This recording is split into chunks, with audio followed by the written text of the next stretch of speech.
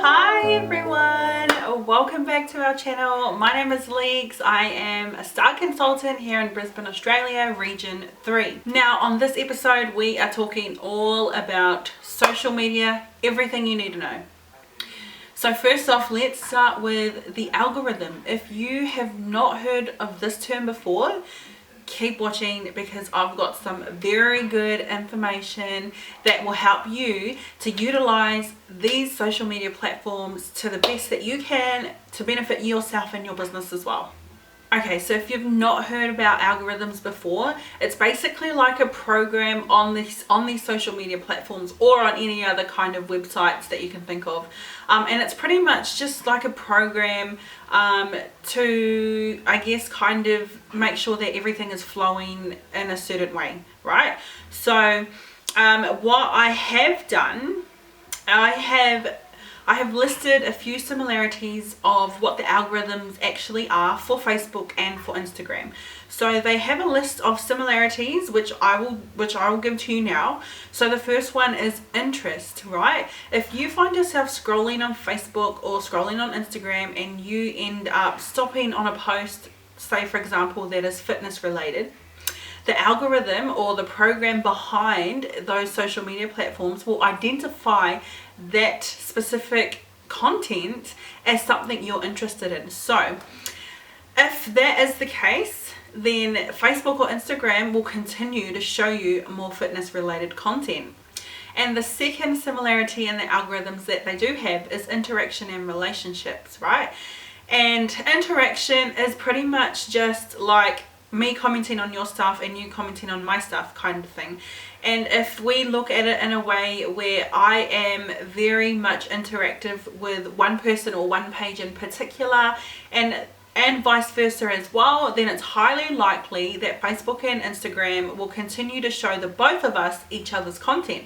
However, if it's only a one-way street, say for example, if it's only myself that has a high interaction or a good relationship with one person or an account, then it's only likely that I will continue to see their posts and they won't really see mine. So what we want to achieve when using social media is building good relationships and having a two-way interaction street.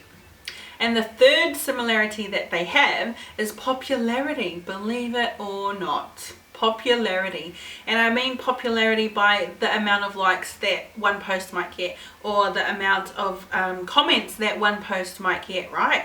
So if you notice, maybe one day you're scrolling on Facebook and you see that one of your friends has changed their profile photo, and of course it's a really cool one, and you notice, wow, they've got like 300 likes or whatever, you know what I mean? And then because that post or that picture has done so well or has achieved so many likes, it's highly likely that Facebook will bump that post up to the top of everyone's news feeds.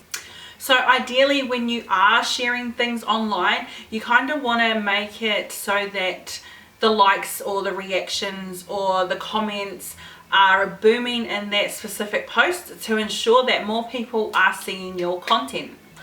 Okay, and the fourth one that they have that is similar is the types of posts. So we know on Facebook you can share images, you can share GIFs, you can share videos, you can do live videos and all of that kind of stuff, right? And also, on Facebook you can share polls as well. You know, all those extra little types of posts that you can share. As well as on Instagram, you can either do videos, photos, reels, boomerangs, you know what I mean? So that being said, if you are someone on those social media platforms that primarily focus on sharing images, it's more than likely that Facebook and Instagram will show you more images on your timeline or on your newsfeed. But if you are someone that shares reels on the regular, you're more than likely going to see more reels on your timeline as well. Now also keep in mind, when doing reels on your Instagram page, you have a wider audience if you choose to share it to the reels, to the reels section of Instagram. And then the fifth and the final similarity that they both have is frequency, right? So obviously the more frequent you are in posting and sharing your content and sharing your stories, whatever content you are choosing to share more frequently, it's more than likely that other users will see your content as well. Now, I did have another look at any other extra components that Instagram and Facebook take into consideration, and what I did find was that on Instagram, they take into consideration the time in which you share your content, right? So, for example, if I posted an image on Instagram at 12 o'clock in the day, right? And then most of my followers are actually active in the evening, and then there are a ton of posts from 12 o'clock until that time, my post is going to be at the bottom of their feed, right? So timeliness is another key factor that you have to take into consideration. The content that you see first on your timeline or on your newsfeed is the content that has just recently been shared or recently been posted, right? So if you've shared a post 4 hours ago, it's more than likely that it's going to be right at the bottom. Now, that is pretty much the algorithm in a nutshell. But ideally, what we want to be achieving is high interaction, good relationships, consistent posting, consistent sharing and content, and also keep your types of posts over a wide range as well, because other users might only be posting images, therefore they're only going to see images, whereas other users might be posting more reels or sharing more videos. Therefore, it's highly likely that they will only see the videos or the reels, right? So, some things to keep in mind is good relationships, high interactions. It's a two-way street when we're talking about high interactions, okay? Because in order for them to see us, we need to start being interactive with them, and then that starts building the relationship from there. And now I've just got a list of tips and hacks that you can utilize on your social media platforms, primarily on Facebook and Instagram. Now, the first one is to go live, right? Whether it is on Instagram or on Facebook. But at the end of the day, the idea behind going live more often is to start that high interaction, right? Because we know if we do a live video, if we are live, then we have that opportunity to start actually conversating with our audience, right? We can say something through our live video and they can reply back through the comments, right? Which is ideally what we want to be doing. So when you do your live videos, you want to make sure that you are prompting for responses, whether you're asking a question or what be it. But ultimately, the idea behind the lives is to boost their engagement, boost their interaction, and also the likes as well. And if you can get your viewers or your audience to interact with your live videos more often, it's more than likely that Facebook and Instagram will show them more of your content. Now, the second tip that I have is compelling your captions, right? You want some decent captions, right? You want captions that are not only going to relate to your viewers or your audience or your target market, but you want useful captions, or you want eye-capturing captions or insightful captions. You know, don't just post to post. Either think about when you are posting, either tick one of these boxes. Is it insightful? Maybe it could be funny, or are you teaching them something? Are you solving a problem for them? So when you do come to sharing information on your post, like writing your captions, make sure that you are ticking one of those boxes. And the third tip that we have is video content. I don't know why exactly, but what I did find out about the Facebook and Instagram algorithm is that they identify these videos that you're sharing as, I guess in a way, as higher importance for your audience or your viewers to see. So something I've started doing is time-lapsing. Man, that word gets me every time. Is time-lapsing what I've received in any of my orders, whether it's my own personal orders or any bulk orders that I've received as well on behalf of my customers. So I literally set up my phone. I've got this little mini tripod, but you don't even need that, right? You just need to put your phone on the table or anything like that. Put my time lapse on, hit record, and literally sit there, give a quick wave and then just pull out the items and show it to the camera really quick. And then my videos are mainly like 10 seconds, maybe not even that, 15 seconds sometimes.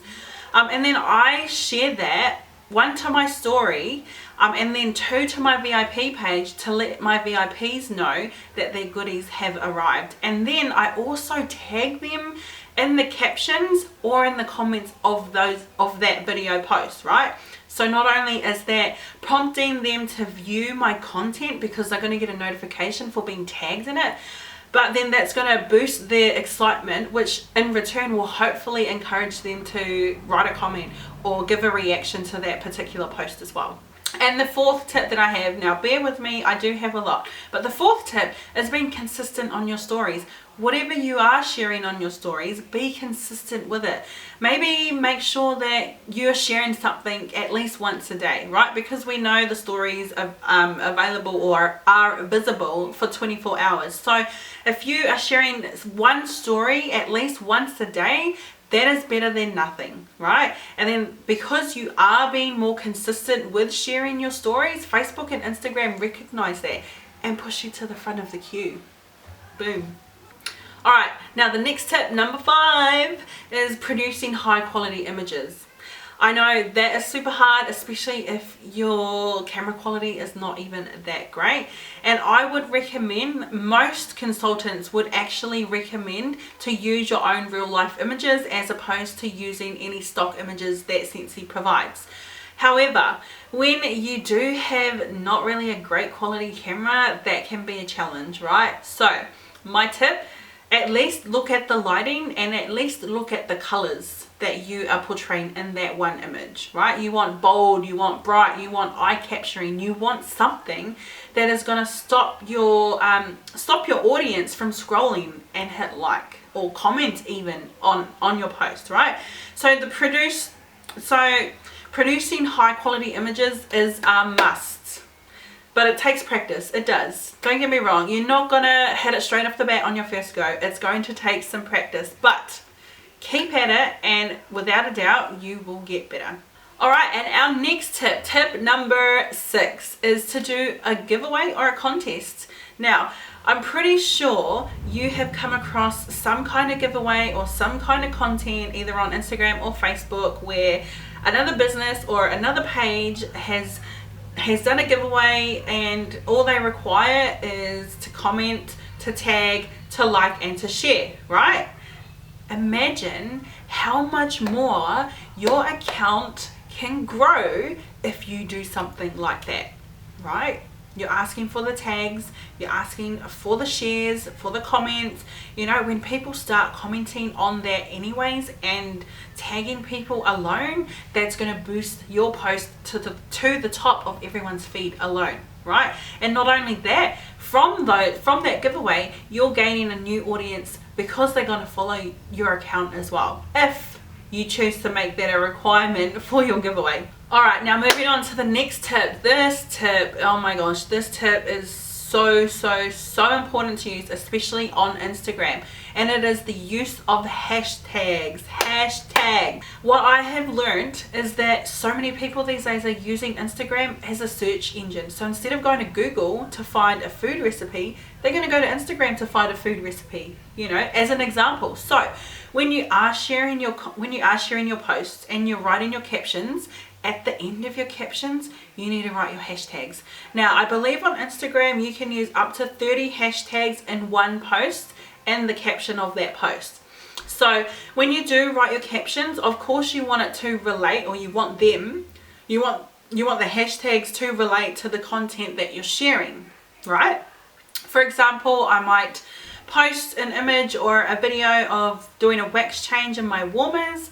So of course, some hashtags that I might use is wax melts, Scentsy warmers, Scentsy wax, or Scentsy products, or anything relative to that content. And now we also want to include hashtags that will bring in the target market that we are chasing, right? So maybe if we are looking at sharing content that is Scentsy related or product related, then we want to obviously target people who enjoy home decor or who enjoy home fragrance, right? You know, like if you were to post food related content or a recipe, say for example, you want to attract all the foodies, you know, that is just an example. So that is hashtags.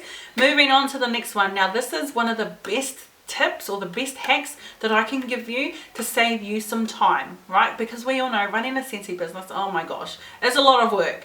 But scheduling your posts, oh my gosh, scheduling your posts can save you so much time, right? So much time.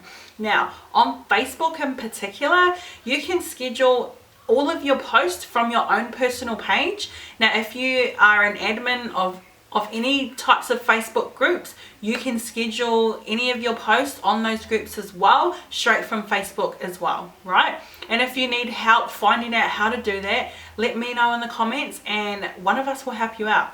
But if you, and another tip for Facebook and Instagram business pages is that you can schedule or post one time and it be shared to both of those platforms. How cool is that? Now all you need again is a Facebook business page and an Instagram business page, and the two need to be linked together, right? But keep in mind, you might, like myself, have a different target market or target audience for those different platforms. However, if you have the same target market for both of those platforms, there's no issue, right? It's not a problem. Now there are also a ton of apps out there that allow you to schedule and post and all that kind of stuff, but what we've found that is so good, it kind of just ticks every single box, it's an app called Recur Post. This one just here, yeah. So do yourself a favor, download this app, work your way through it, have a nosy, and just actually see if it works for you, because if it doesn't, at least you know and at least you gave it a try, and then you can move on to the next app if it doesn't work for you, right? Alright, and another tip, another hack that we have, if you are on TikTok and you are a frequent TikTok user, especially when creating content, you can create your TikTok content, save it, and share it as a reel on your Instagram. How good is that? Now keep in mind, if you make reels on your Instagram account and you hit the save button, your music's not going to save. Whereas if you do it the other way around on TikTok first, your music will save as well. So all you need to do is create it once but share it twice. That's 2 social media platforms with one post.